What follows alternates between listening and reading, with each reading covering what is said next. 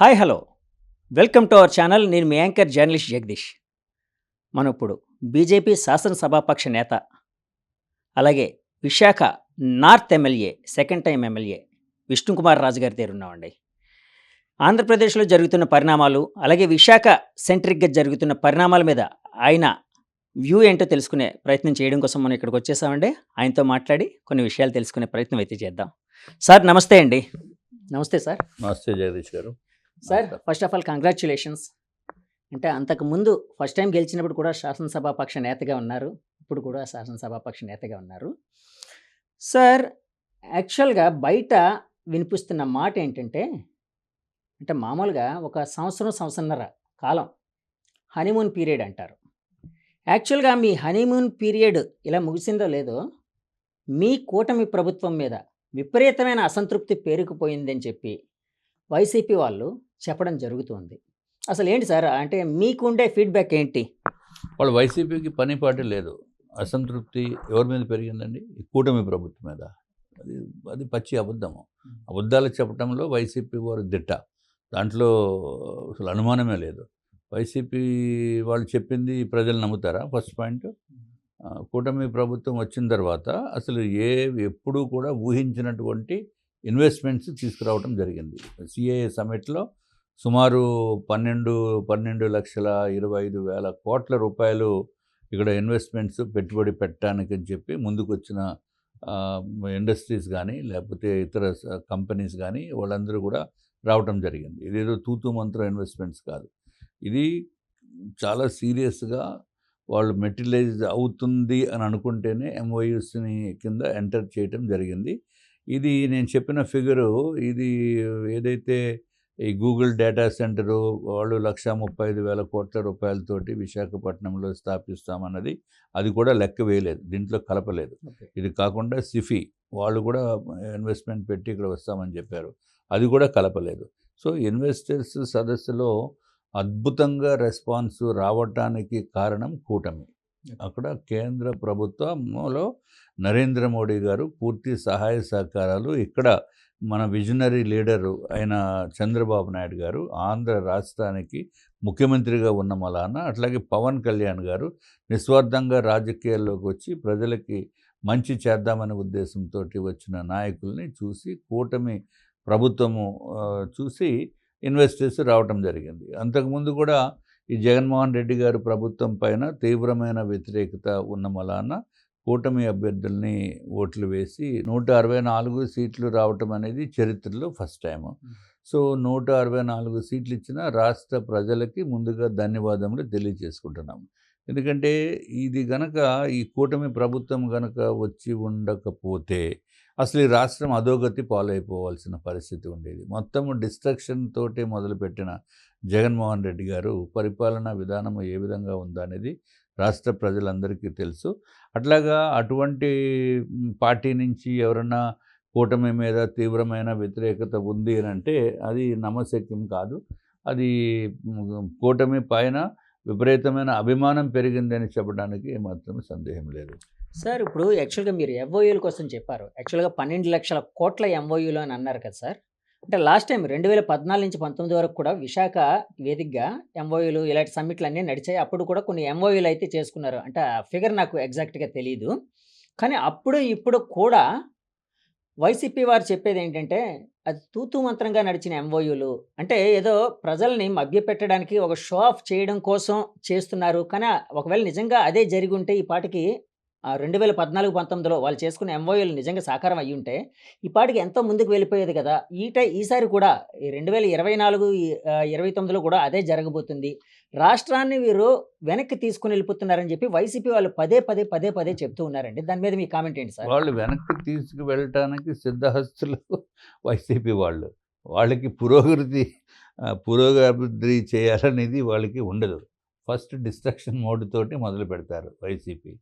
So వాళ్ళు ఏదో అన్నారని చెప్పి మీరు వాళ్ళు మైక్ పట్టుకుని నాతో మాట్లాడటం అనేది అంత అప్రాప్రియేట్ కానప్పటికీ కూడా నేను క్లారిటీ ఇవ్వాల్సిన అవసరం ఉంది. కానీ నేను అడగడం వాళ్ళ వెర్షన్ నేను అడుగుతున్నాను. That's fine you have every Liberty to ask. అది ఇప్పుడు ఇదివరకు 2014 నుంచి 19 వరకు జరిగిన ఎంఓయూస్ మెటీరియలైజ్ కాలేదు అనేది వాళ్ళు ఉద్దేశం. మెటీరియలైజ్ అవునండి. ఎందుకు అవునండి. అవుతుంది? వైసీపీ ప్రభుత్వం వచ్చాక మెటీరియలైజ్ అవుతే మా చేతులు కాలిపోతాయనే భయంతోటి వాళ్ళు మెటీరియలైజ్ చేయలేదు. ముందుకు ఓకే. వచ్చారు, వెనక్కి వెళ్ళిపోయారు. ఈయనే పంపించేసారు కదా! ఓకే. ఎన్నో అంటే అది ఫ్రాంక్లిన్ వైసీపీ టెంపుల్టన్ ప్రభుత్వం కావాలని చేసిన ఇదండి? 100% అంటే వాళ్ళని చూసి భయపడి ఆయన ఏం చేశారు ఫస్ట్ రావటము ప్రజావేదికని కూల్చేశారు. అన్నా క్యాంటీన్‌ని మూసేశారు. ఎవడన్నా ఇటువంటి పనులు చేస్తారా చెప్పండి. సో, అట్లాగే ఏపీ టిడ్కో హౌసింగ్ ప్రధానమంత్రి ఆవాస్ యోజన ప్రాజెక్ట్‌ని కూడా సర్వనాశనం చేశారు.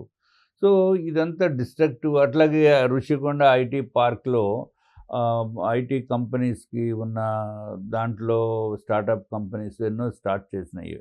వాళ్ళని కూడా బయటికి ఖాళీ చేసామని పంపించేశారు. సో, టోటల్‌గా ఆయన అంతా మరి ఆయన ఇచ్చిన సలహాదారులు అంతా మరి రాంగ్ ఫీడ్‌బ్యాక్ ఆయనకి ఇవ్వటం జరిగిందని నా యొక్క అభిప్రాయము. సో, దీనితోటి రాష్ట్ర ప్రజల్లో ఓ నాయన ఇక్కడ ఎందుకు మనం పెట్టటము, మనకి చాలా ఇతర రాష్ట్రాల్లో మంచి ఫెసిలిటీస్ ఇస్తున్నారు. ఇక్కడ వచ్చి ఇరుక్కుపోవడం ఎందుకు అనే ఉద్దేశంతోటి వాళ్ళు పెట్టలేదు. అంటే నేనెందుకు ఇది అంటే పర్టిక్యులర్‌గా అడిగానంటే సార్, మొన్న కేసీఆర్ గారు ఒక కామెంట్ చేయడం జరిగింది. సో, 2014, 19లో చంద్రబాబు నాయుడు గారు లక్షల కోట్లు ఎన్నో చేసుకున్నామని అన్నారు. కానీ ఆంధ్రప్రదేశ్ గవర్నమెంట్‌కి 10,000 కోట్లు కూడా రాలేదు. అదంతా తూతు మంత్రంగా షో ఆఫ్ చేశారని చెప్పి బీఆర్ఎస్ వాళ్ళు కూడా అంటే వైసీపీ వాళ్ళ ఏదైతే అంటే ఏ విధంగా అయితే వాళ్ళు ఏ దారిలో అయితే మీ కూటమి ప్రభుత్వాన్ని, చంద్రబాబు గారిని విమర్శిస్తున్నారో అట్లాగే చేశారనమాట.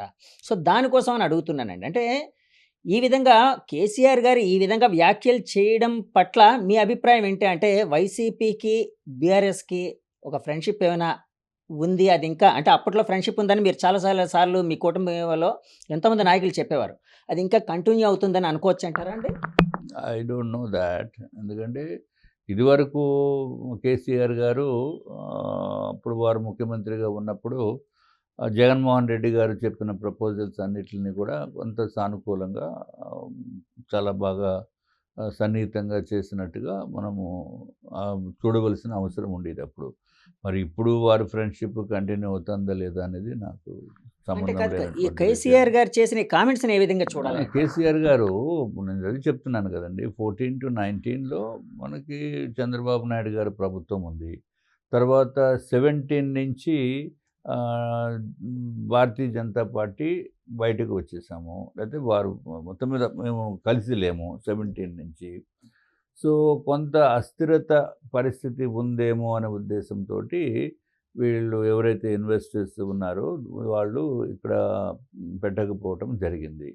ఇప్పుడు తర్వాత వచ్చిన ప్రభుత్వము ఏదైతే జగన్మోహన్ రెడ్డి గారు వచ్చారో 2019 నుంచి 2024 వరకు ఆ ప్రభుత్వము ఇన్వెస్టర్స్ ఫ్రెండ్లీ ప్రభుత్వం కింద బిహేవ్ చేయలేదు.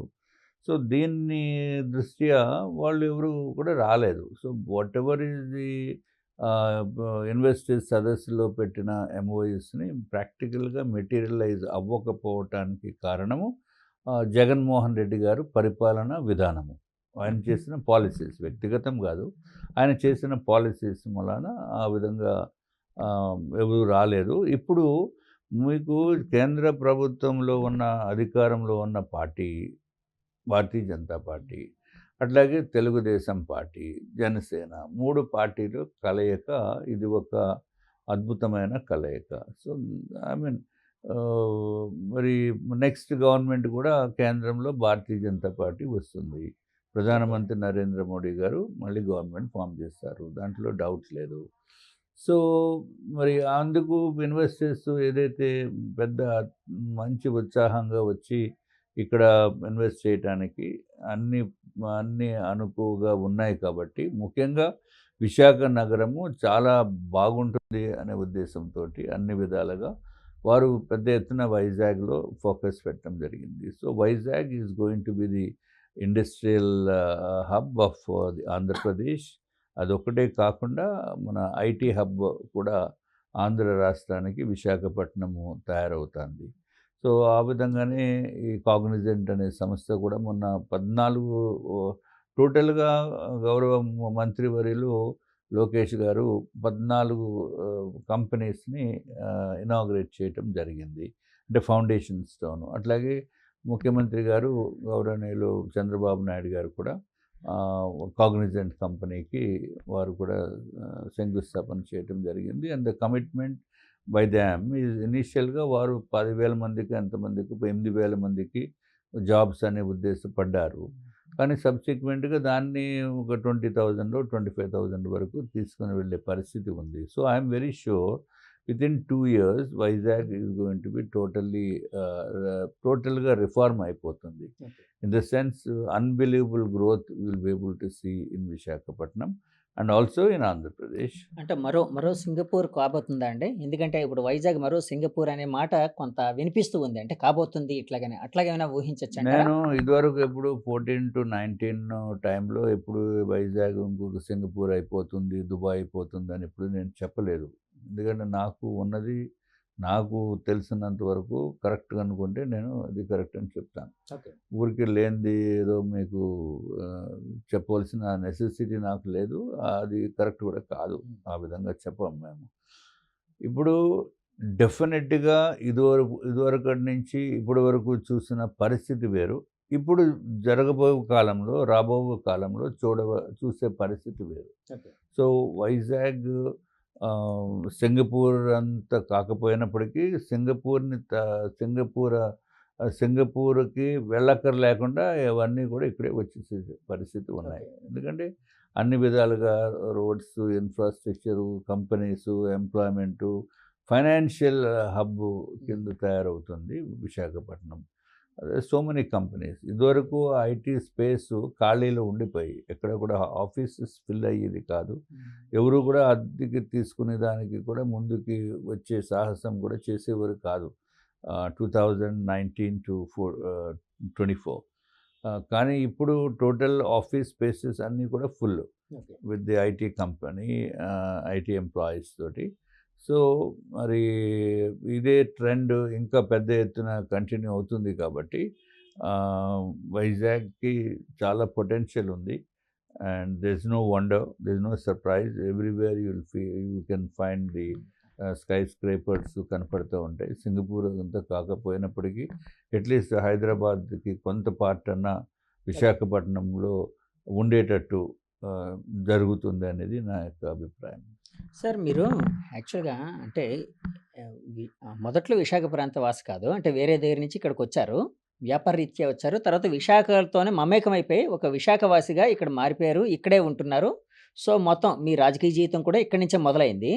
అంటే మొట్టమొదటిసారిగా మీరు విశాఖపట్నం వచ్చినప్పుడు మీరు చూసిన విశాఖపట్నంకి, ఇప్పుడు విశాఖపట్నంకి అంటే పోలిక కంపారిజన్ అనేది అంటే యాక్చువల్‌గా అద్భుతమైన ట్రెమెండస్ చేంజ్ అయితే వచ్చిందండి. కానీ మొట్టమొదటిసారిగా మీరు విశాఖపట్నం చూసినప్పుడు మీ మనసులో ఈ విశాఖపట్నం రేపొద్దున్న ఫ్యూచర్‌లో ఈ విధంగా ఎదిగే అవకాశం ఉందని అట్లాంటి ఆలోచన ఏమైనా కలిగిందా అండి? ఇదివరకు నేను వైజాగ్ వచ్చింది 1971లో వచ్చాను. I did my schooling 55 years. Yes. Yeah! 54 years yeah! Back నేను విశాఖపట్నం వచ్చాము. నేను చిన్నప్పటి నుంచి చదువుకున్నది విశాఖపట్నము. అట్లాగే ఇంటర్మీడియేట్ చదివింది కూడా విశాఖపట్నము. ఇంజినీరింగ్ చదివింది కూడా వైజాగ్ ఇది. So total in my entire life almost 55 years, 54 years నేను విశాఖపట్నంలోనే ఉన్నాను.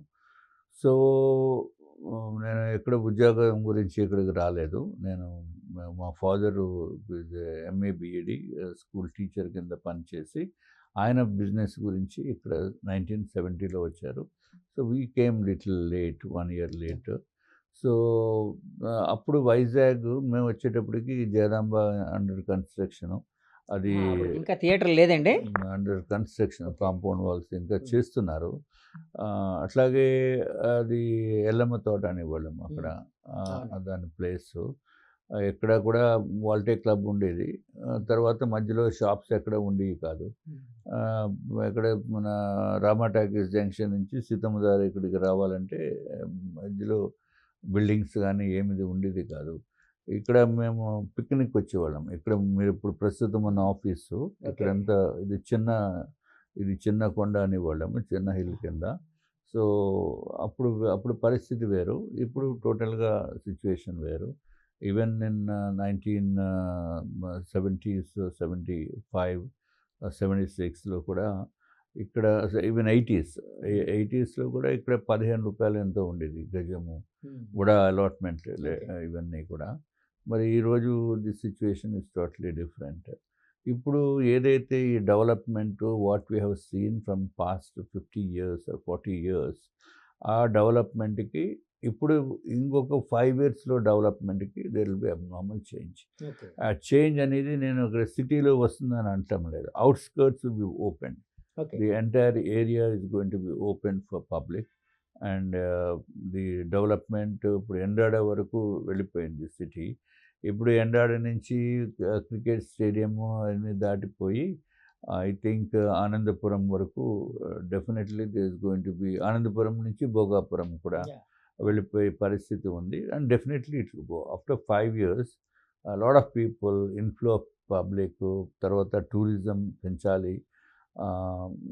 ఇవన్నీ there are so many things which can be done, and I'm sure ఈ గవర్నమెంట్ చాలా బాగా చేసి చంద్రబాబు నాయుడు గారు విజన్ తోటి I think this Vizag is definitely going to be in a different platform and it is also already in the international globe. Sir మీరు వైజాగ్తో ఎన్నిసార్లు ప్రేమలో పడ్డారు? Right from 50 years I'm in Vizag. నేను ఎక్కడ వైజాగ్ వదిలి బయటికి వెళ్ళి అక్కడ పెద్దగా వెళ్ళినా అక్కడ ఉండబుద్ధి లేదు. వెంటనే వైజాగ్ వచ్చేస్తాం, ఎందుకంటే people are friendly here. And being in Vizag from long time, majority of the Vizagites and మా క్లాస్మేట్స్ అవనివ్వండి, ఎవరైనా మొత్తం అంతా వైజాగ్ వాళ్ళం. కాబట్టి ఇప్పుడైతే పెరిగిన వైజాగ్లో ఇప్పుడు జనం ఎక్కువైపోయి మీకు ఒకరికొకరు గుర్తుపట్టే పరిస్థితి ఉండదు. ఇదివరకు అయితే బీచ్ రోడ్లో మేము నడుస్తామంటే డైరెక్ట్గా మామూలుగా వాకింగ్ చేసే పరిస్థితి ఉండేది కాదు. మధ్యలో ఎవరో friends, almost 50% of the people మనకి తెలిసిన వాళ్ళే ఉండేవారు. ఇప్పుడు డిఫరెంట్. ఇప్పుడంతా బయట నుంచి వచ్చిన వాళ్ళు చాలా ఎక్కువ ఉన్నారు. సో అండ్ వైజాగ్ ఉన్న బ్యూటీ ఏంటంటే people also very soft and అందరినీ కూడా యాక్సెప్ట్ చేసే ప్లేసు. పెద్దగా గొడవలు కానీ అటువంటివి ఏమి ఉండవు. So I mean it's good place first of all, and it's nice scenic beauty. ఇక్కడ ఉన్నది ఎక్కడ ఉండదు మీకు. ఇక్కడ one side the hills and one side is the sea. ఇంత పెద్ద సీ కోస్ట్ ఉన్న ప్లేస్ ఇక్కడ మనకి ఆంధ్ర కానీ ఇతర రాష్ట్రాల్లో కూడా ఉండదు. వైజాగ్ అంటే మీకు బీచ్, తర్వాత మంచి people, greenery, these things matters a lot. And we have to ఇంకా టూరిజంని డెవలప్ చేయవలసిన నెసెసిటీ ఉంది. సార్ అంటే ఒక 54 ఏళ్ళుగా వైజాగ్తో ప్రేమలో పడుతూనే ఉన్నారు. సార్ ఇందాక ఒక మాట అన్నారు, మీ ఫ్రెండ్స్ ఈ సర్కిల్ ఇది వీళ్ళ కోసం చెప్తూ. సార్ మీ మిత్రులు ఎలా ఉన్నారు? రఘురామకృష్ణరాజు గారు, ఆయన మీరు క్లాస్మేట్స్ కదండి? రఘురామకృష్ణరాజు గారు ఆయన బీఫార్మసీ జాయిన్ అయ్యారు. నేను కూడా ఇంటర్మీడియట్ 1976 to 78 ఇంటర్మీడియట్ ఏవిఎన్ కాలేజ్లో చదివాను. So I got very good percentage. అప్పుడు నేను ఎంపీసీ, ఆ రోజుల్లో ఎంపీసీ వాళ్ళకి కూడా ఈ బీఫార్మసీ ఇచ్చేవారు. ఇప్పుడు మరి బీఫార్మసీ ఎంపీసీ వారికి ఇస్తున్నారా లేదా నాకు తెలియదు. సో అప్పుడు నేను అప్లై చేస్తే the first seat in the entire Andhra university for B Pharmacy కాలేజ్లో ఫస్ట్ సీట్ నాది. It's based on the marks మాట. సో నేను జాయిన్ అయిన ఒక 2-3 monthsకి రఘురామకృష్ణరాజు ఆయన వచ్చి జాయిన్ అవ్వటం జరిగింది. తర్వాత 2 months 3 months నేను కాలేజ్కి వెళ్ళాము. నెక్స్ట్ ఇంజనీరింగ్ సీట్స్ ఓపెన్ అయినాయి, ఇంజనీరింగ్ కాలేజ్. సో నాకు మళ్ళీ అక్కడ ఇంజనీరింగ్ కాలేజ్ వస్తే ఇది క్యాన్సిల్ వదిలేసి దానికి ఇంజనీరింగ్కి షిఫ్ట్ అయ్యాను అనమాట. బట్ రఘురామకృష్ణరాజు ఈ continued to studies in B Pharmacy చేశారు. తర్వాత ఎంఫార్మసీ కూడా చేసినారు. సార్ అంటే అప్పట్లో 3 నెలల స్నేహం అని అన్నారు కదండి, అంటే 3 నెలల స్నేహం ఇప్పుడు కూడా 30 ఏళ్ళు 40 ఏళ్ళు అయినా కూడా కంటిన్యూ అవుతుంది కదా సార్? 3 నెలలు అంటం లేదు. కదా, 3 నెలల తర్వాత 3 నెలల తర్వాత ఆయన జాయిన్ అయ్యారు. But subsequently we used to meet. Okay, ఆ విధంగా ఆయన డిప్యూటీ స్పీకర్ అయిన తర్వాత అంటే యాక్చువల్‌గా మీరు మిత్రులు కాబట్టి, బాగా క్లోజ్‌గా ఉంటారు కాబట్టి, ఆయన డిప్యూటీ స్పీకర్‌గా ఉండేటప్పుడు మీరు శాసనసభలో ఉండేటప్పుడు ఎప్పుడైనా అడ్రెస్ చేసేటప్పుడు ఏ అంటే క్వెషన్స్‌కి సమాధానం లేకపోతే క్వెషన్స్ వేసేటప్పుడు ఎట్లా ఉంటుందండి? ఆ పరిస్థితి ఎలా అనిపిస్తూ ఉంటుంది మీకు? See, we see him as a deputy speaker of okay. the legislative assembly. So మీకు పర్సనల్ ఫ్రెండ్ అయినా మీకు కాకపోయినా it really doesn't matter. And I speak as an MLA and I speak as a floor leader of BJP. అక్కడ ఆ విధమైన బంధాన్ని మనం చూడాలి కానీ పర్సనల్ దాంట్లో ఇన్వాల్వ్ చేయటం అనేది అప్రోప్రియేట్ కాదు. హ్మ్. So we behave in that same way. So ఆయన ఏదో నా ఫ్రెండ్ కాబట్టి ఎక్కువ టైం ఇచ్చేసి అట్లాగే ఏమి ఉండదు. వాట్ అవును. ఎవర్ ఈ మెయింటైన్స్ దట్ ఆ విధమైన ప్రొసీజర్స్ ఫాలో అవుతారు. సో నేను కూడా ఐ ఫాలో దాట్. అంటే కాదు సార్. అంటే సరే అసెంబ్లీలో ఆయన డిప్యూటీ స్పీకర్ గారు, మీరు ఒక లెజిస్లేటివ్ పార్టీ లీడర్‌గా ఉంటారు కాబట్టి డెకోరం అదంతా మెయింటైన్ చేస్తూ ఉంటారు. బయటికి లాబీలోకొచ్చిన తర్వాత మళ్ళీ యా ఫ్రెండ్లీగానే యా ఉంటారా యా వై మళ్ళీ? Not why not why not నేను హ్మ్. ఆల్వేస్ వాళ్ళు ఆయన రూమ్లోనే తింటాను భోజనం నేను. ఆహా! అదే, వాళ్ళ ఇంట్లో తెచ్చిన క్యారియర్లే తింటాము. Okay. Out side it's totally different. Okay. I go and meet him many times. ఆయన ఏదో డిన్నర్కి పిలుస్తూ ఉంటారు, వెళ్తూ ఉంటాము. అది పర్సనల్కి దానికి సంబంధం. హ్మ్. సార్ ఇప్పుడు 2024లో కూటమి గెలిచిన తర్వాత అంటే చాలా మంచి పరిణామం అయితే ఒకటి జరిగిందని చెప్పి జనాల్లో కూడా ఒకటుందండి. అంటే సెంట్రల్ గవర్నమెంటు మోదీ గారు ఒక కన్సర్న్‌తో ఆంధ్ర రాష్ట్రం మీద, విశాఖపట్నం మీద ఒక కన్సర్న్‌తోని చాలా హెల్ప్ చేస్తున్నారు. చాలా సపోర్ట్ చేస్తున్నారు ఇట్లాగని వినిపిస్తుంది. దానికి కొన్ని తార్కాణాలు కూడా అంటే ఎగ్జాంపుల్స్ కూడా కనిపిస్తున్నాయి. ఫర్ ఎగ్జాంపుల్ ఏదొచ్చినా కూడా ఇక్కడికి ఆంధ్రప్రదేశ్‌లో పెట్టండి అని మోదీ గారు వాళ్ళని అడ్వైజ్ చేయడం. అట్లాగే చంద్రబాబు నాయుడు గారు కూడా అందిపుచ్చుకుంటూ ఆయన ఒక అప్‌డేటెడ్ వెర్షన్‌లో అందిపుచ్చుకుంటూ ఇక్కడికి తీసుకొని రావడం ఇలాంటివన్నీ జరుగుతున్నాయి. సో, ఈ పరిణామం యాక్చువల్‌గా మీరు కూటమి కలిసినప్పుడు యాక్చువల్‌గా చాలామంది అంటే వ్యతిరేకులు వైసీపీ వారు మూన్నాళ్ళ ముచ్చట లేకపోతే వైసీపీ సానుభూతి పరులు ఇదంతా మూన్నాళ్ళ ముచ్చట అని చెప్పి అనుకునేవారు. కానీ ఇప్పుడు ఇది అంటే ఇంకా బంధం అంటే అదేదో సిమెంట్ అంటారు యాడ్. అంటే అంత ఫెవికాల్, స్ట్రాంగ్‌గా యాహ్! ఫెవికాల్ బంధం కింద. యాహ్! అట్లా స్ట్రాంగ్‌గా తయారై వెళ్తూ ఉంది.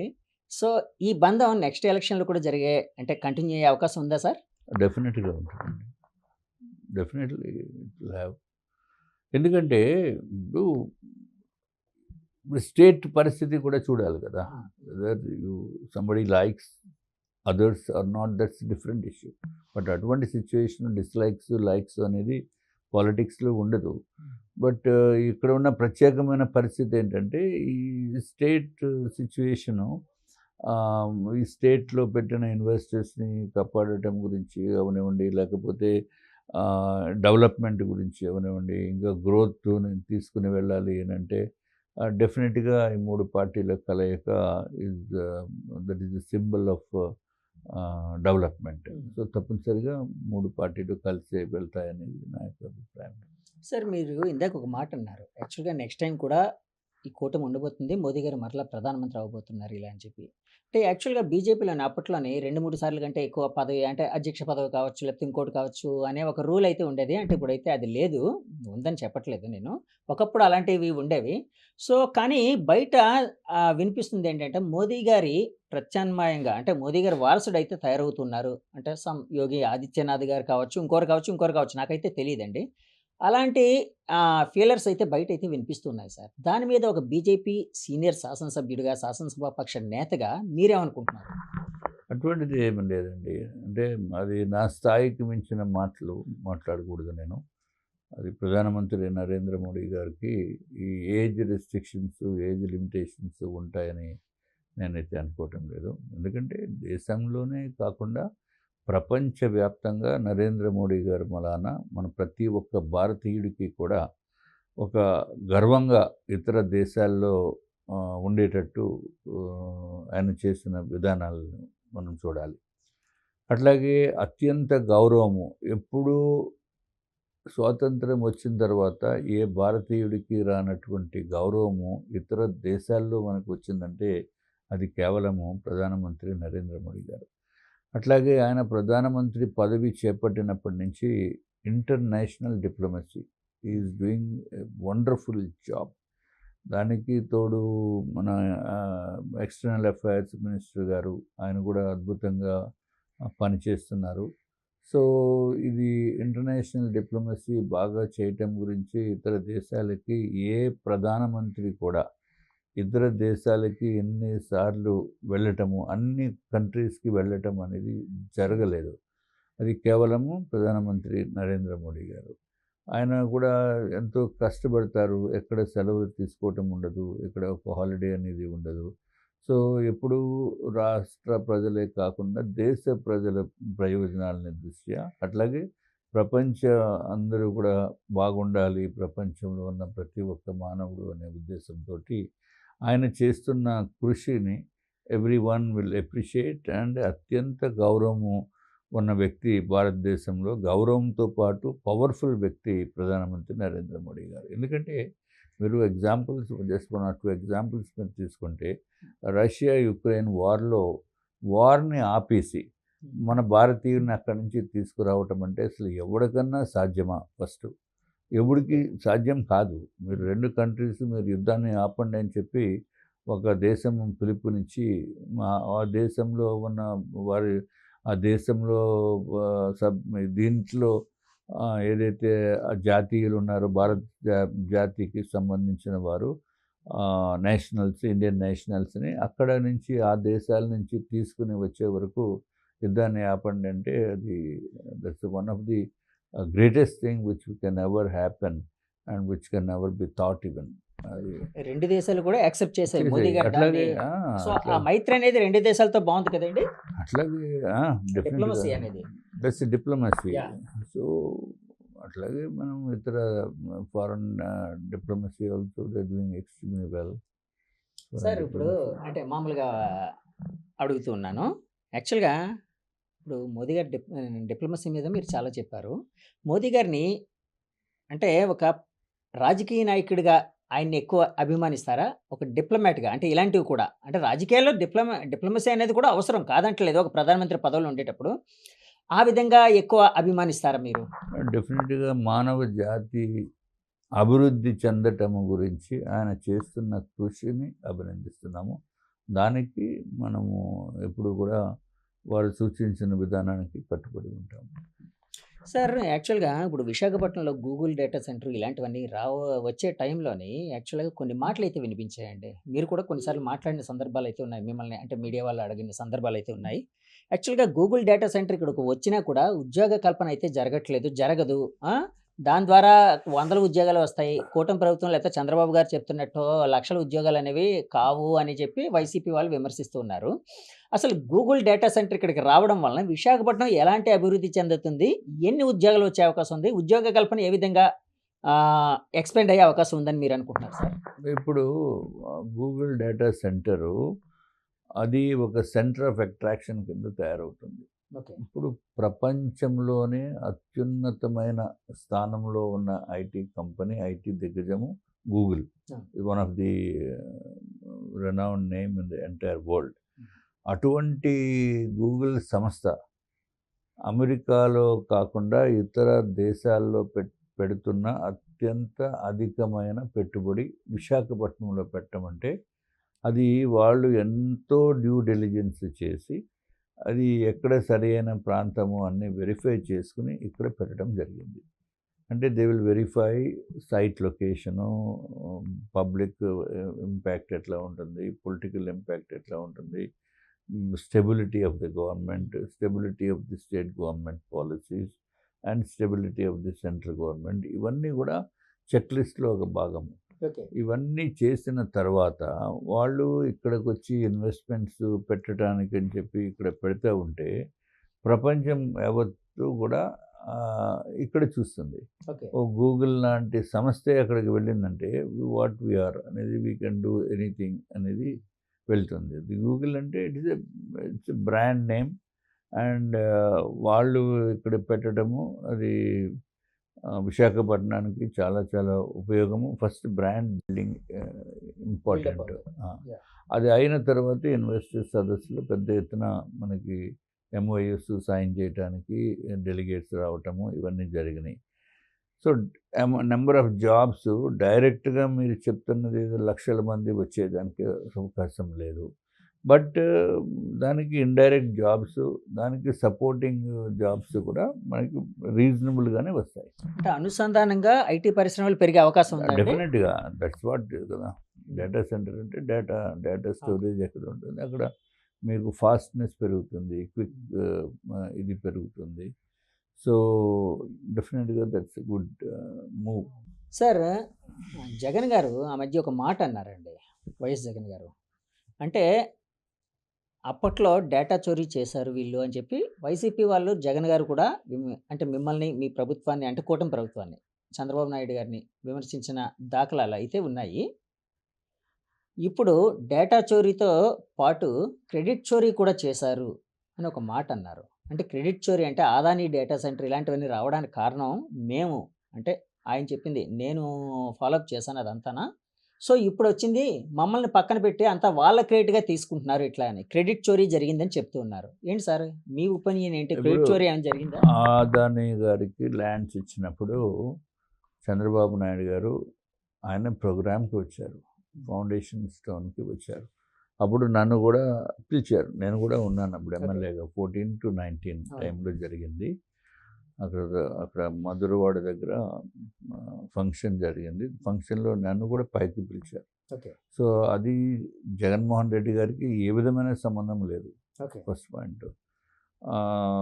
తర్వాత ఎప్పుడైతే జగన్మోహన్ రెడ్డి గారి ప్రభుత్వం వచ్చిందో వాళ్ళు ముందుకు రాలేదు. ముందుకు రాకపోతే ఇంకా వీళ్ళు క్లాజెస్ని కూడా డైల్యూట్ చేసి ఏదో మళ్ళీ అగ్రిమెంట్ ఎంటర్ అవ్వటం ఏదో something was happen. Okay so వాళ్ళు ఏదో క్రెడిట్ తీసుకున్నారో మేము తీసుకోలేదు అనేది కాదు. వాళ్ళు జగన్మోహన్ రెడ్డి గారికి తెలుసు, ఆయన కూడా ఆయన ఏదో మాట్లాడుతున్నామని తప్పు మాట్లాడుతున్నామని తెలిసినప్పటికీ కూడా ఆయన పెద్దగా ఏముందిలో ఏదో మాట్లాడేస్తే ప్రజలు నమ్మేస్తారు కదా అనే ఉద్దేశంతో మాట్లాడతారు. మొన్న జగన్ గారు ఒక మాట అన్నారండి. యాక్చువల్గా మేము గవర్నమెంట్లోకి వచ్చిన తర్వాత కూటమి ప్రభుత్వంలో ముఖ్యంగా టీడీపీ వాళ్ళని కూటమిలో ఉండే వాళ్ళందరినీ జైల్లో పెట్టిస్తాము, అంటే వీళ్ళు రకరకాల ఇవన్నీ చేస్తున్నారు, దోచేసుకుంటున్నారు అన్నట్టు మాట్లాడుతూ వచ్చారు. అంటే ముఖ్యంగా మెడికల్ కాలేజ్ ఇష్యూ ఏదైతే పీపీపీ విధానంలో మీరు మెడికల్ కాలేజీలకు సంబంధించిన ఒక ఇష్యూ అంటే ఒక పాలసీని తీసుకుని వచ్చారో దాన్ని విమర్శిస్తూ అన్నారు. సో ఏంటండి అంటే రేపు పొద్దున్న అలాంటి పరిస్థితి ఏదైనా వచ్చే అవకాశం ఉందని మీరు భావిస్తున్నారా? ఎట్లాగా ఇప్పుడు ఒక గవర్నమెంట్ ఇచ్చింది రెండో గవర్నమెంట్ మేము తీసేస్తామని అంటే అది సాధ్యం కాదు. టెక్నికల్గా అవనివ్వండి, లీగల్గా అవనివ్వండి. ఇప్పుడు ఈ చంద్రబాబు నాయుడు గారి గవర్నమెంట్ ఒక కంపెనీ ఒకటి వచ్చారు పీపీపీ మోడల్లో, దాంట్లో ఇవ్వటం జరిగింది. ఇచ్చాక గవర్నమెంట్ మారింది, తీసేస్తామని అంటే వాళ్ళు కోర్టుకు వెళ్తే స్టాండ్ అవ్వదు కదా. ఓకే సో జగన్ గారిది అది రాజకీయపరమైన ఆరోపణగా భావించవచ్చా అండి? అంతే. సార్ అట్లాగే సజ్జల గారు మొన్న ఒక స్టేట్మెంట్ ఇచ్చారు. అంటే డీలిమిటేషన్ జరగబోయే అవకాశం ఉంది.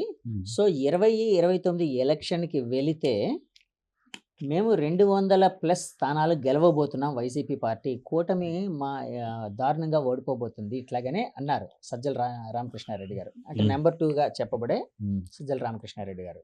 అంటే అంత అసంతృప్తి ఏమైనా ఉందా సార్? అంటే ఆయన మాటలను మీలాంటి నాయకులు, మీలాంటి సీనియర్ నాయకులు ఏ విధంగా చూస్తూ ఉన్నారు? ఇప్పుడు మొన్న 2024లో జరిగిన ఎలక్షన్స్కి ముందు రోజు కూడా, ప్రతి ఎలక్షన్స్ అయిపోయిన తర్వాత కూడా జగన్మోహన్ రెడ్డి గారు వై నాట్ 175 ఫర్ 175, మేము 175 సీట్లు గెలుస్తామని చెప్పారు. మరి అలా చెప్పిన పెద్ద మనిషికి మరి వచ్చిన ఈ 11 సీట్లే, మిగిలిన 164 సీట్లు ఇతర పార్టీలకు వచ్చినాయి. మరి దాన్ని ఏమంటాము?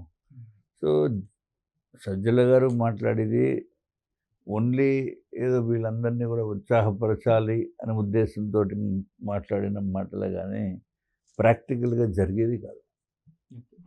సార్ అలాగే ఇంకొక మాట అయితే వినిపిస్తుందండి. ఒకప్పుడు వైసీపీలో నెంబర్ 2గా అంటే విశాఖపట్నంలో చాలా ఒక ప్రముఖంగా ఉన్న విజయసాయి రెడ్డి గారు, అలాగే ఇప్పుడు ఎంపీగా ఉన్న మిథున్ రెడ్డి గారు, వీళ్ళిద్దరూ బీజేపీలో చేరబోతున్నారు అని చెప్పి కొన్ని అంటే రకరకాల కథనాలు అయితే వినిపిస్తున్నాయి, ఇప్పుడు కూడా వినిపిస్తున్నాయి. లేటెస్ట్గా బీజేపీలో విజయసాయి రెడ్డి గారు చేరిపోతున్నారు అన్నట్టు కూడా చాలా ఫీలర్స్ అయితే వచ్చాయండి. ఏంటి సార్ అంటే మీకు ఆ విషయం మీద ఏదైనా అంటే మీకు ఇన్ఫర్మేషన్ ఏదైనా ఉందా? ఒకవేళ అంటే సరే మీకు ఇన్ఫర్మేషన్ లేదు. ఒకవేళ వాళ్ళు చేరే అవకాశం ఉంటే ఒక సీనియర్ నాయకుడిగా మీరు స్వాగతిస్తారా? దాన్ని ఎలా చూస్తారు? అలాంటి అవకాశం? Party decision. నేనెవరు దాన్ని స్వాగతించడానికి, నెగెటివ్ చేయడానికి. Okay. Nothing that will be done by our party. హ్మ్. నాకేం ఓకే. సార్ ఇంకొక ఇది యాక్చువల్‌గా ఇప్పుడు ఇక్కడ మీ కూటమి గవర్నమెంట్ రాష్ట్రంలోని అనకాపల్లి, యలమంచిలి అంటే ఆ దగ్గరలోని ఒక స్టీల్ ప్లాంట్‌ని పెట్టబోతున్నారు. RCL metal. మొన్న నడిచిందది. అంటే బయట వినిపిస్తుంది ఏంటంటే గవర్నమెంట్ సెక్టర్‌లో ఉన్న మన విశాఖపట్నం స్టీల్ ప్లాంట్ ఏదైతే ఉందో దాన్ని ప్రైవేటీకరణ చేసేస్తూ దాన్ని షట్ డౌన్ చేయడానికి ట్రై చేస్తూ ఇంకొక స్టీల్ ప్లాంట్ అంటే ప్రైవేట్ సెక్టర్‌లో ఒక స్టీల్ ప్లాంట్ స్టార్ట్ చేయడం అవసరమా? అదేదో ఒకవేళ దానికిచ్చే రాయితీలు ఏవైనా ఉంటే అదేదో ఈ స్టీల్ ప్లాంట్‌కి ఇస్తే బావుంటుంది గదా! ఇది మనుగడ సాగిస్తుంది గదా! ఇది కావాలని కేంద్ర ప్రభుత్వం, రాష్ట్ర ప్రభుత్వం కలిసి ఈ స్టీల్ ప్లాంట్‌ని చంపేయడానికి ఇది చేస్తున్నారు అని చెప్పి అక్కడ ఉండే కొంతమంది నాయకులు కావచ్చు, లేకపోతే మీ వైరి పక్షాలు కావచ్చు మాట్లాడుతున్నాయి. దాన్ని ఎలా చూస్తారు? అది కరెక్ట్ కాదు. ఎంతసేపు స్టీల్ ప్లాంట్ ప్రైవేటైజేషన్ చేస్తున్నాము అనే ఒక దుష్ప్రచారము బ్రహ్మాండంగా చేస్తున్నారు. That's bogus. మేము అది చేయటం లేదని చెప్పి ఎన్నిసార్లు చెప్పినా వాళ్ళకి అర్థం కాకపోతే, అర్థమైనా అర్థం కానట్టుగా నటిస్తే మనం చేయగలిగింది ఏమీ లేదు. So we are not bothered, let them say whatever they want. ఇంకొకటి అది ప్రైవేటైజేషన్ జరిగేది కాదు. తర్వాత ఇప్పుడు ఆర్సెలర్ మిత్తల్ అనే స్టీల్ ప్లాంట్ వాళ్ళకి వాళ్ళకి గవర్నమెంట్ పర్మిషన్ ఇచ్చింది. వాళ్ళు they want to invest a huge amount in this place. So government lands have been allotted to them at a reasonable price. Okay. So అది ఏ విధమైన అది ఫస్ట్ ఆఫ్ ఆల్ ఇది Vizag steel plant privatisation చేయటం లేదు అనేది మేము క్లారిటీ ఇవ్వదలుచుకున్నాము. ఇది కాకుండా కూడా కొన్ని వేలాది కోట్ల రూపాయలు ఈ స్టీల్ ప్లాంట్ని కాపాడటం గురించి ఇవ్వటం జరిగింది. ఒక్కసారి 11,500 crores, సబ్సిక్వెంట్గా కూడా కొంత అమౌంట్ ఇచ్చినట్టున్నారు. సో ఇదంతా కూడా స్టీల్ ప్లాంట్ని కాపాడటం గురించే తప్ప వేరేది బయటికి పోవటానికి కాదు. సో ప్రైవేటైజేషన్ అనేది జరగదు. అక్కడ ఏదైనా ఇంటర్నల్గా కొన్ని అడ్మినిస్ట్రేటివ్ రీజన్స్ తోటి కొన్ని వింగ్స్ ప్రైవేటైజ్ చేయొచ్చు. అంటే ఫర్ ఎగ్జాంపుల్ ఇప్పుడు మనకి హౌస్ కీపింగ్ ఉందనుకోండి, అది అది it not be done by own people, it can be done by private contractors. So ఆ విధంగా జరుగుతుంది తప్ప వేరేదేమి కాదు.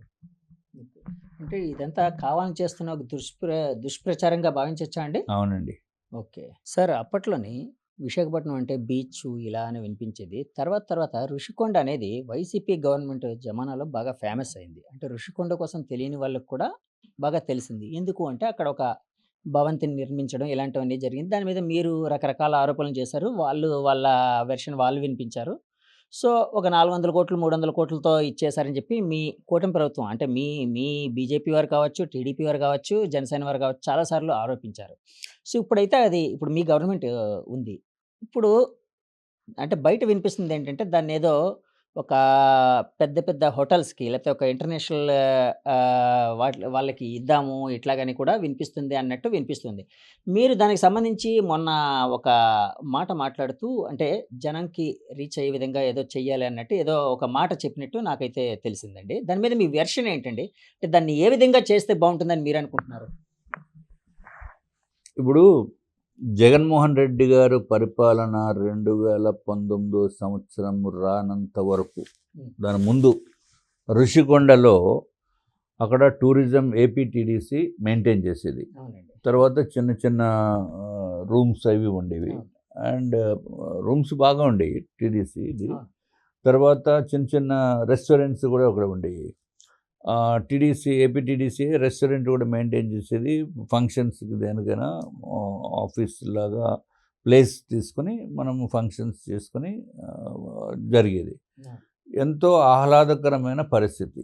అత్యంత తక్కువ రేటుతోటి ఎవరు వచ్చినా అక్కడికి ఆ ప్రకృతి అందాలని చూసి, ఒక పక్కన సముద్రము, ఒక పక్కన కొండలు, ఒక పక్కన greenery, that's a wonderful place. ఇది ఎక్కడ బ్రహ్మాండమైన ప్లేస్ ఉందో జగన్మోహన్ రెడ్డి గారు ఆయన వచ్చాక అది కంప్లీట్గా డిమాలిష్ చేసేసారు. ఉన్న ఆదాయం వచ్చే వనరుల్ని తీసేశారు. తర్వాత ఏదో 450 కోట్లు ఎంతో పెట్టి ఇది కట్టారు, బిల్డింగ్స్ కట్టారు. Now it is called as Rushikonda palace. దాని పేరు అట్లా వచ్చేసింది. అది ఋషికొండ బిల్డింగ్స్ అంటే ఎవడు కట్టలేదు, ఋషికొండ ప్యాలెస్. ఇప్పుడు ఈ దాని ఖరీదు సుమారు 40 acres ఆఫ్ ల్యాండ్ అది మొత్తము. అంటే ఫైనల్గా వచ్చింది 9 ఎకరాలు ఎంతో వచ్చింది కొండపైన. మొత్తం కట్ చేసి రోడ్లు ఫామ్ చేయడానికి అన్నిటికీ కూడా చూస్తే మీరు ఒక్కొక్క ఎకరము అక్కడ ఏరియాలో చూస్తే 30 కోట్లు ఉంటుంది కనీసం. నేను చెప్పేది 30 కోట్లు ఇంటూ 40 ఎకరాలంటే 1200 కోట్లు. అది కాకుండా వీళ్ళు ఒక 400 ఎంతో కోట్లు పెట్టారు, మొత్తం 1600 కోట్లు. బట్ వాట్ అబౌట్ 1600 కోట్లు పెట్టేస్తే అటువంటి ల్యాండ్ మీకు దొరుకుతుందా? ఎక్కడ దొరకదు, నెంబర్ 1. సో కనీసము దాన్ని ఏ విధంగా చూసుకున్నా అది ఒక 2000 crores ప్రాపర్టీ కింద మనము మానిటైజ్ చేయొచ్చు. ఇప్పుడు ఇంత పెద్ద ప్రాపర్టీని మీరు ఎవరో బడాబాబులకి ఇచ్చి ఏదో నోవోటెల్కో లేకపోతే తాజ్ గ్రూపు, లేకపోతే నోవోటెల్లో కూడా తాజ్ గ్రూప్ వాళ్ళు ఉన్నారు కదా, ఆ పేరు ఈ పేరు రెండు ఇక్కడ ఒకటే. అంటే ఇటుపక్క నోవోటెల్ ఉంది, అటుపక్క తాజ్ తోటి వరుణ్ వాళ్ళు ఏదో చేస్తున్నారు. సో అది కాకుండా లీలా ప్యాలెస్ అని, ఇంకొకటి ఏదో ఫెమా అని, వీళ్ళందరికీ అత్యంత ఖరీదైన ప్లేస్ని మనకి నెలకి ఇక్కడ 15 లక్షలు 20 లక్షలు అయిపోతుంది మెయింటెనెన్స్కి అని చెప్పి వాళ్ళ చేతుల్లో పెట్టడం ఎంతవరకు కరెక్టు? ఎందుకంటే అది సామాన్యుడికి అందుబాటులో ఉండేటట్టు అంతకుముందు ఉండేది. ఇప్పుడు సామాన్యుడికి అందుబాటులో లేకుండా చేయటం అనేది అప్రోప్రియేట్ కాదనేది నా వ్యక్తిగతమైన అభిప్రాయం. I'm making it very clear. It is whatever I am talking as far as the Rishikonda Palace is concerned, this is purely my personal opinion and whatever I am hearing from the public. ఇక్కడ జనాలు, అంతేగాని మా party తోటి సంబంధం లేదు. మా party అభిప్రాయం కానీ మా పార్టీలో దీని గురించి అసలు డిస్కషన్ చేయలేదు, ఫస్ట్ పాయింట్. సో మీరు పార్టీ అభిప్రాయం అనేది మీరు అనుకోవడానికి లేదు. This is purely my personal opinion. ఇప్పుడు గౌరవ ముఖ్యమంత్రి గారు మంత్రుల కమిటీని వేశారు, 4 మంత్రులను పెట్టి ఏం చేయాలా ఏంటో మంత్రులు ఏదో కూర్చున్నారు, డిస్కస్ చేశారు, వారికి ఏదో ఫీడ్బ్యాక్ వచ్చిందని చెప్తున్నారు. బట్ ఇక్కడ మాకైతే ఎవరిని ఏం చేస్తే బాగుంటుంది అనేది మమ్మల్ని అడగల. అదేండి, ఆ అసంతృప్తి అయితే మీలో ఉందని, అంటే ప్రజాప్రతినిధుల్లో ఇక్కడ ఉండే లోకల్ ఎమ్మెల్యేల్లో కానీ ఎమ్మెల్సీల్లో కానీ ఉందని వినిపిస్తూ ఉంది. ఎంతవరకు correct sir? I don't know about others, but మీకుందా సార్? నాకు వరకు అసంతృప్తి అని కాదు, ఇట్లా మాట్లాడితే మన ఒపీనియన్ చెప్పేదానికి అవకాశం ఉంది. విశాఖపట్నంలో 50 సంవత్సరాల నుంచి ఇక్కడ ఉన్నాను నేను. ఎన్ని సంవత్సరాలండి? 54 సంవత్సరాలు. 50 years నుంచి, ఆల్మోస్ట్ 50 years. ఓకే, దీని గురించి మొత్తము మాకు ఎప్పుడు ఖాళీ ఉన్నా, ఎప్పుడు ఇది ఉన్నా, చిన్నప్పుడు చదువుకున్నప్పటి నుంచి అక్కడ వెళ్ళి ఋషికొండ దగ్గర కూర్చునేవాళ్ళం ఎక్కడైనా టైం దొరికితే. సో అంత మంచి ప్రదేశం అది. ఇప్పుడు మంత్రులకు ఇచ్చి మంత్రులు ఇక్కడేమో ఎవరిని ఎమ్మెల్యేస్ని అడగకుండా ఎంతవరకు కరెక్ట్? అది పబ్లిక్ ఒపీనియన్ తీసుకోవాలి. పబ్లిక్ ఒపీనియన్ తీసుకున్నారా నాకు తెలియదు. వాళ్ళకి ఏదో డిపార్ట్మెంట్ ఏపీటీడీసీ వారు వెబ్సైట్ ఏదో ఇచ్చారంట, ఈమెయిల్, దాంట్లో పంపించాలి. ఋషికొండ @ ఏదో చెప్పారు, దాంట్లో పంపిస్తే వాళ్ళు ఒపీనియన్స్ తీసుకున్నామని ఏదో చెప్తున్నారు. బట్ అది is that the way, first point. కొన్ని మిగిలిన ఎమ్మెల్యేస్ని ఎవరినైనా అడిగారా నాకు తెలియదు, అడగలేదనేది నాకు ఉన్న సమాచారం. ఇక్కడికి వచ్చి దీన్ని స్టడీ చేసి దీనికి ఏ విధంగా చేస్తే బాగుంటుంది అనేది చూడాలి. తర్వాత నా పాయింట్ ఏంటంటే, ఇటుపక్కన వెంకటేశ్వర స్వామి వారి టెంపుల్ ఉంది, కరెక్ట్గా దాని ఎదురుకుండానే దీని ఓపెనింగ్, ఇది గేటు, ఈ ఋషికొండ ప్యాలెస్ ఎంట్రన్స్ గేటు. ఒక పక్కన గీతం యూనివర్సిటీ ఉంది, దాంట్లో సుమారు ఒక 20,000 మంది స్టూడెంట్స్ చదువుతారు. దీనికి ఎదురుకుండా ఉన్నది ఇప్పుడు 5 స్టార్ హోటల్ 7 స్టార్ హోటల్స్కి ఇస్తే దాని పేరేంటి? ఋషికొండ. ఆ కొండనే ఋషికొండ అంటారు. ఋషులు అక్కడ తపస్సు చేసుకునేవారు, 7 ఋషులు కూడా అక్కడ చేశారు అనేది ఒక వినికిడి మనకి ఓకే. కరెక్ట్‌గా మైథాలజీ అవనివ్వండి లేదా పాత పురాణాలు నాకు తెలీదు గానీ, హ్మ్. బట్ ఋషులు అక్కడ ఉండి తపస్సు చేసే ప్రదేశం కాబట్టి ఋషికొండ అనే పేరు వచ్చింది అనేది హ్మ్. ఇది. అంత మంచి ప్రదేశంలో, అంత పవిత్రమైన ప్రదేశంలో హ్మ్. ఇక్కడ ఒక 5 స్టార్ హోటల్ పెట్టి, ఒక పబ్బులు పెట్టి, ఒక డాన్స్ ప్రోగ్రామ్‌లు పెట్టుకొని, బాల్ రూమ్స్ పెట్టి, ఇది ఎంతవరకు సబబు హ్మ్. అనేది మంత్రులు కూడా ఆలోచిస్తే బాగుండేదేమని నా యొక్క ఒపీనియన్. తర్వాత హ్మ్.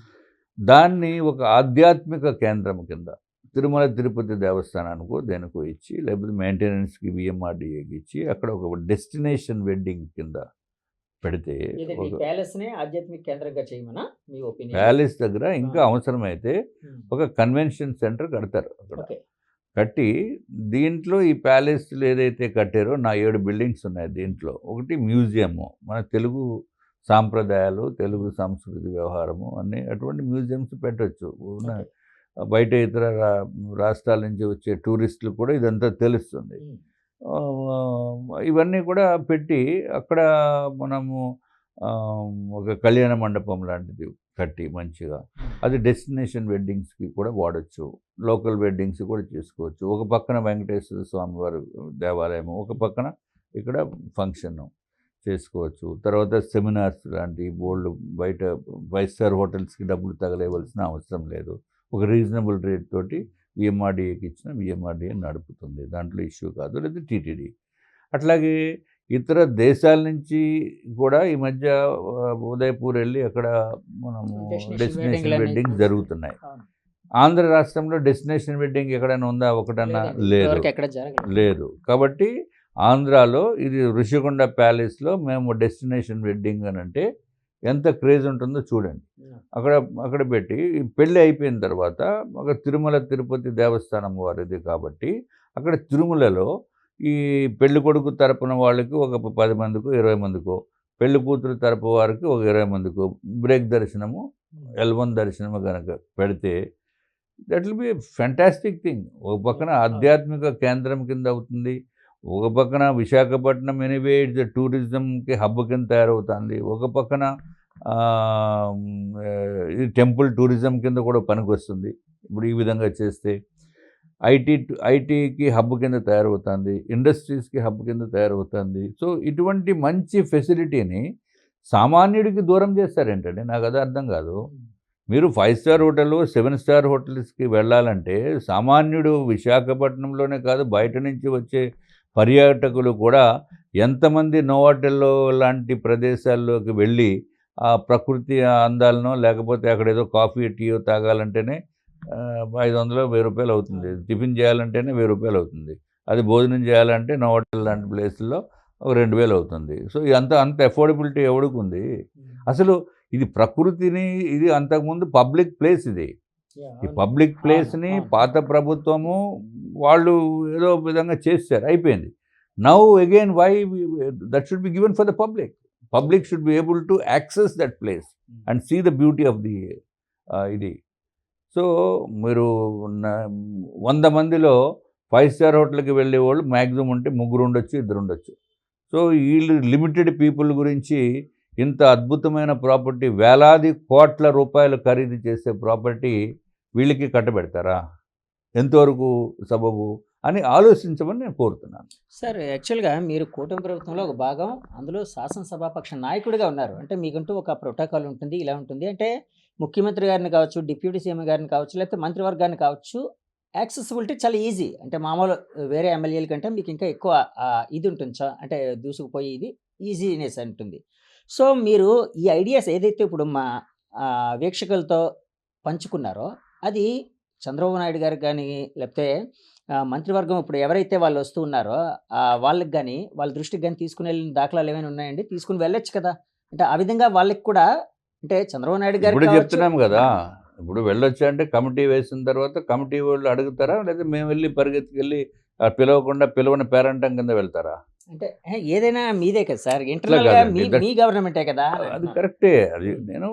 నేనేమి డెసిషన్ వారిష్టము. వారు ఏ ఓకే. డెసిషన్ తీసుకుంటే దానికి అందరూ కూడా బద్దులై ఉండవలసిన పనే. దాంట్లో ఏమి డౌట్ ఏం లేదు. కానీ బట్ డెసిషన్ ఈ యాంగిల్ కూడా ఒక్కసారి ఆలోచించండి అని అంటే చెప్తాను. కాదు ఇది సార్. నేను చెప్పిందే కరెక్ట్ అని నేను అంటం ఆహా! లేదు. కాదు. మీ మీ ఆలోచన బావుంది. యాక్చువల్‌గా ఇప్పుడు మాకు కూడా వింటున్న మాకు కూడా చాలా మంచిగా అనిపించింది.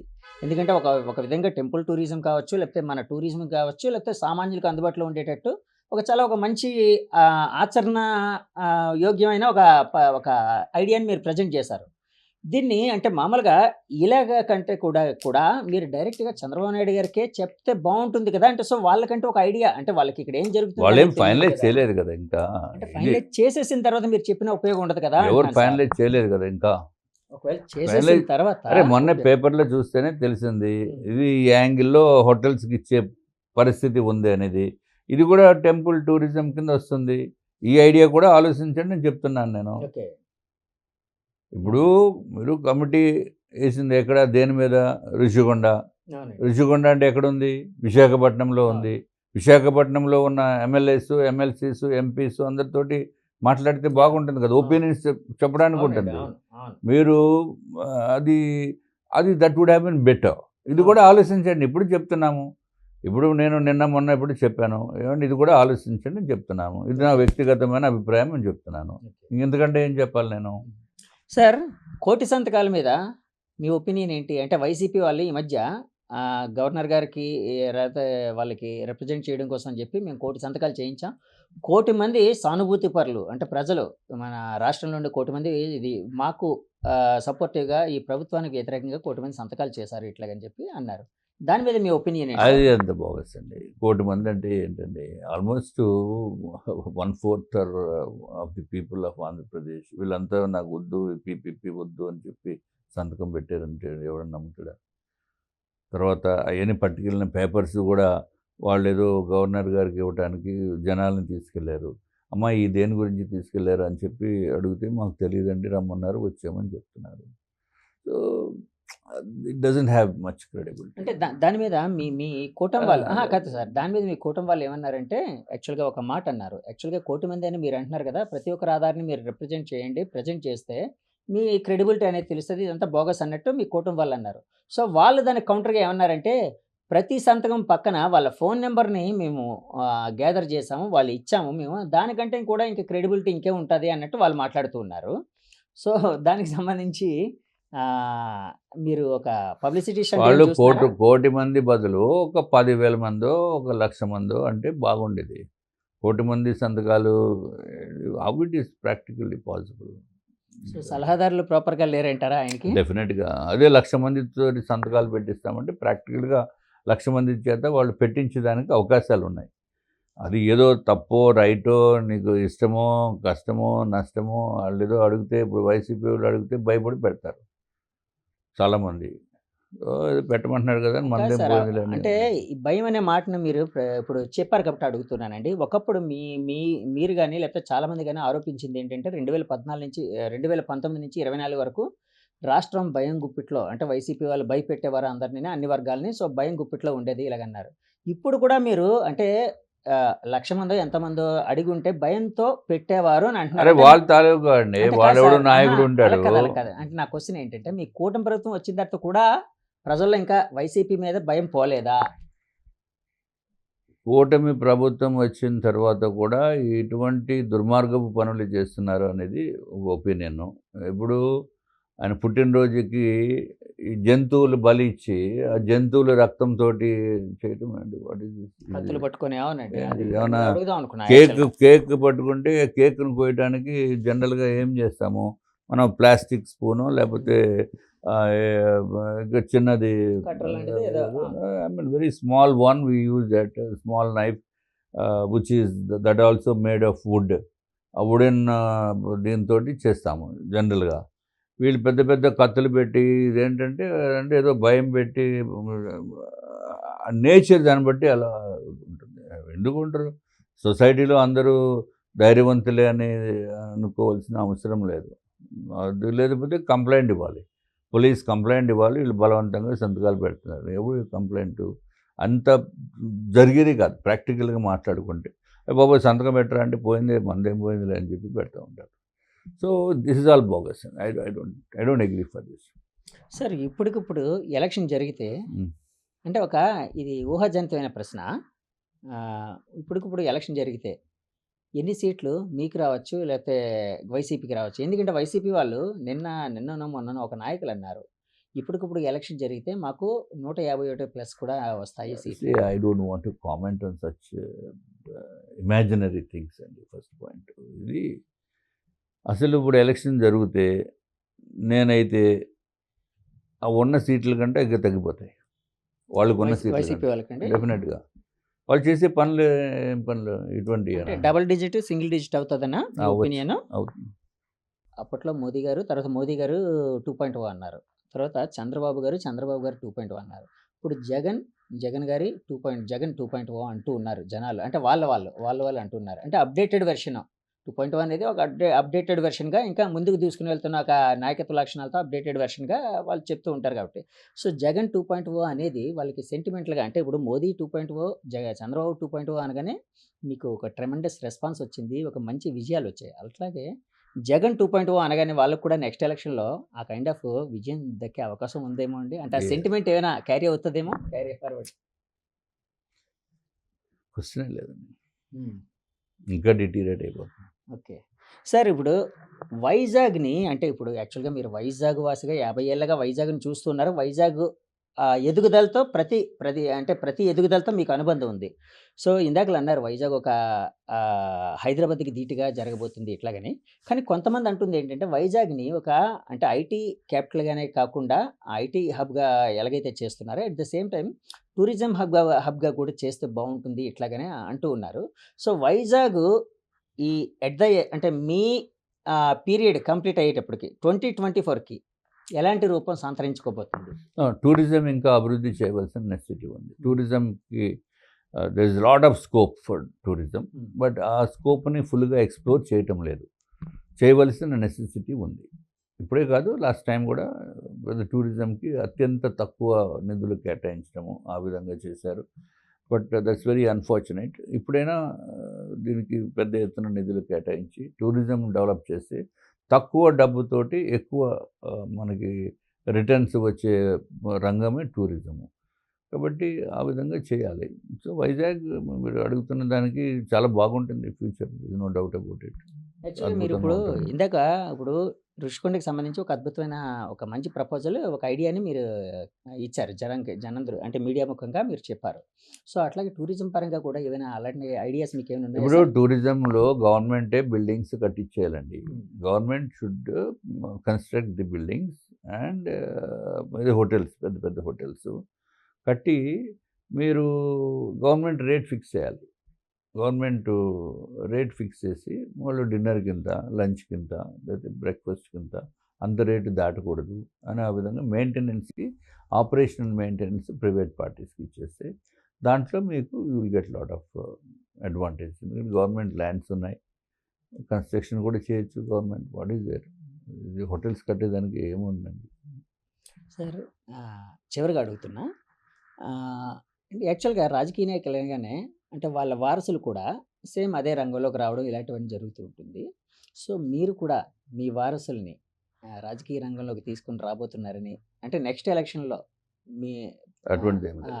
మీరు కాకుండా ఇంకెవరో పోటీ చేయబోతున్నారు ఇట్లాగని మీ పాపో ఎవరో అని అట్లాగే మై ఏమైనా ఉందా my sir? Daughter she is helping me in day to okay. Day affairs. There is no doubt about it. Hmm. ఎందుకంటే మీరు జెన్యూన్‌గా చేయాలంటే ఐ హావ్ 12 మంది ఉన్నారు నా దగ్గర స్టాఫ్.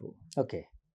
ఐ డోంట్ థింక్ మరి ఇంతమంది పెట్టి ఎవరైనా చేస్తున్నారో నాకు తెలీదు. హ్మ్. ఓకే. నా దగ్గర ఉన్నది మన స్టెనోస్ ఉంటారు, పిఏలు ఉంటారు. వీళ్ళంతా ఇంత చేస్తేనే గానీ మన ఫుల్ ఫ్లెడ్జ్డ్ జస్టిస్ చేయటానికి అవకాశం లేదు. Okay. So, we are trying our best to do the best for the people. Chandrababu గారిని ఈ మధ్య లాస్ట్‌గా అంటే ఈ మధ్య కలిసారు కదండీ! ఈ మధ్య కలిసినప్పుడు ఏంటి సార్ ఏదైనా కన్వర్సేషన్ ఏమైనా అంటే మీ లేదండి. ఒపీనియన్స్ పంచుకోవడం? హ్మ్. లోకేష్ గారితో ఎలా ఉంటుందండి మీ ఫ్రెండ్‌షిప్పు? ఫ్రెండ్‌షిప్ మీన్స్ అదే అండి ఒక రకమైన నాట్ ఇది. ఫ్రెండ్‌షిప్. అదే ఆయన మంత్రివర్యులు, మేము అవునవును. ఎమ్మెల్యే. దట్స్ అదే. ఇట్. అహా! అలా కాదు సార్. వాట్ అంటే ఎవర్ ఈస్ యాక్చువల్‌గా దేర్. ఆయన కూడా అంటే రెస్పెక్టబుల్‌గా మాట్లాడుతూ ఉంటారు కదా! మీతో ఆయన ఐడియాస్ వారు పంచుకోవడం రెస్పెక్ట్ అలాంటివేనా? ఇస్తారు. నేను రెస్పెక్ట్ ఇస్తాను. ఐడియాస్ ఏమైనా పంచుకుంటూ ఉంటారా అండి? అంటే మీరు విశాఖ వాసి కాబట్టి, విశాఖ ఎమ్మెల్యేగా ఉన్నారు కాబట్టి, సీనియర్ ఎమ్మెల్యే కాబట్టి, ఇలా చేస్తే బావుంటుంది, ఇలాగ ఏమైనా అంత బావుంటుందా అలాగని? డిస్కషన్ ఎప్పుడు జరగలేదు. హ్మ్. సో, పవన్ గారి వ్యవహార శైలి మీద మీ కామెంట్ ఏంటి సార్? అంటే ఆయన యాక్చువల్‌గా అంటే సినిమా నుంచి రాజకీయాల్లోకి వచ్చారు. ఒక రాజకీయ నాయకుడిగా రాటుదేలారు. సో, ఇప్పుడు ఆయన డిప్యూటీ సీఎంగా ఉన్నారు కదా! ఆయన పనితీరు మీద ఎట్లా బాగా అనిపిస్తుంది? చేస్తున్నారు కదా! అదే. అహా! కాదు. మీ ఒపీనియన్ ఏంటని అడుగుతున్నా. I'm telling you. Yeah! He is doing good job. Yeah! Okay. So, next మళ్ళీ కూటమి గవర్నమెంట్ అయితే కంటిన్యూ అవుతది. ఈ యెస్. ఈ సార్ ఈ గవర్నమెంట్ ఎంతకాలం కంటిన్యూ అవ్వాలని కోరుకుంటున్నారు? అంటే కూటమి I don't know. Next time it will continue. Okay అండి. Thank you sir. Thank you very much. Viewers చూసారు కదండీ! ఇది బీజేపీ శాసనసభాపక్ష నేత, విశాఖ నార్త్ ఎమ్మెల్యే విష్ణుకుమార్ రాజు గారి అంతరంగం. ఋషికొండకి సంబంధించిన ఇష్యూ మీద ఆయన ఒక అద్భుతమైన ఆలోచన అయితే మనతో పంచుకున్నారు. మన వీక్షకులతో పంచుకున్నారు. అలాగే ఆయన తన ప్రతి అభిప్రాయాన్ని ముక్కుసూటిగా అయితే చెప్పారు. ఈ ఇంటర్వ్యూ మీకు నచ్చితే మా ఛానల్ లైక్ చేయండి, కామెంట్ చేయండి, షేర్ చేయండి, సబ్స్క్రైబ్ చేయండి. Thank you very much. Signing off me Jagadish. By.